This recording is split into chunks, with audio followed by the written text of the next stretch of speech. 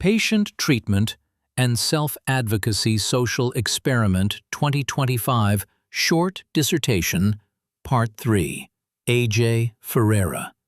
When I was in St. Vincent's Hospital in Westport, Connecticut, I was questioned about the car accident involving my fiancée Maeve, and I was asked a series of questions pertaining to her well-being and my well-being, given some of the items which were found in my car.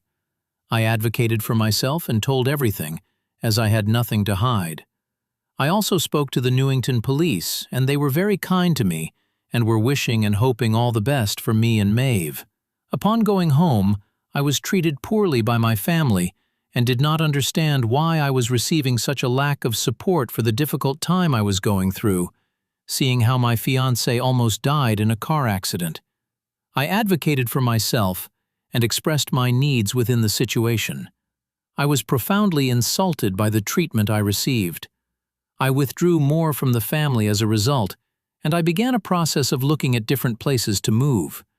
This was very sad for me, and I had a relapse on alcohol, and though it was not a bad relapse, I felt more guilt and shame and abandonment from my family.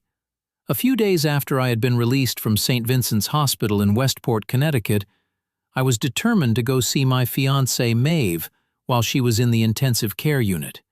I did not have a car or a reliable ride to get to the hospital, so I decided to walk from Windsor Locks all the way to Hartford Hospital, where Maeve was being treated.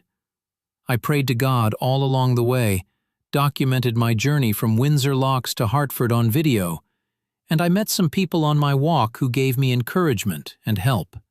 When I was walking through Windsor, there was a kid named Holy who was riding his bike. He noticed that I was carrying a guitar on my back, which I was, and stopped to ask me some questions about playing guitar and music. I stopped and talked with him for a few minutes, and I told him that I was on my way to the ICU to visit my fiancée. He wished me the best of luck and went on his way. Then, further down the road on my journey, I saw Holy again. This time, he was at Subway with his grandfather. He remembered me and had told his grandfather about me, and they offered me a ride to Hartford Hospital. I made it to the hospital with plenty of time to spare before visiting hours were finished because of their act of kindness, and my prayer had been answered that I could see my fiancée Maeve that day. Upon my journey home, I was getting tired and was hungry. I was walking in downtown Hartford, and a homeless man asked me for some change. I told him that I didn't have any and had been walking a long way to Hartford from Windsor Locks. He said his name was Angel, and he offered me half of his taco. I felt bad to take part of his food, but he insisted that he give me some food. He and I prayed the Our Father prayer together, half in English and half in Spanish, and we ate together on the sidewalk. When we had finished, he gave me a blessing, and I went on my way walking. I kept walking further, but I ended up taking a wrong turn and I ended up in Bloomfield, Connecticut. I passed by the Catholic Cathedral in Bloomfield, and instead of being discouraged that I had taken a wrong turn, I thanked God for leading me and for putting people in my path to help me. I ended up walking to the Bloomfield Police Department and explained my situation, that I had been walking from Windsor Locks to Hartford and then accidentally to Bloomfield.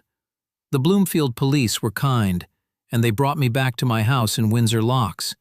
This journey, though very long and tiring, gave me hope, motivation, and a sense of strength and accomplishment. Continue with Part 4 for the rest of the Patient Treatment and Self-Advocacy Social Experiment 2025 Short Dissertation. AJ Ferreira.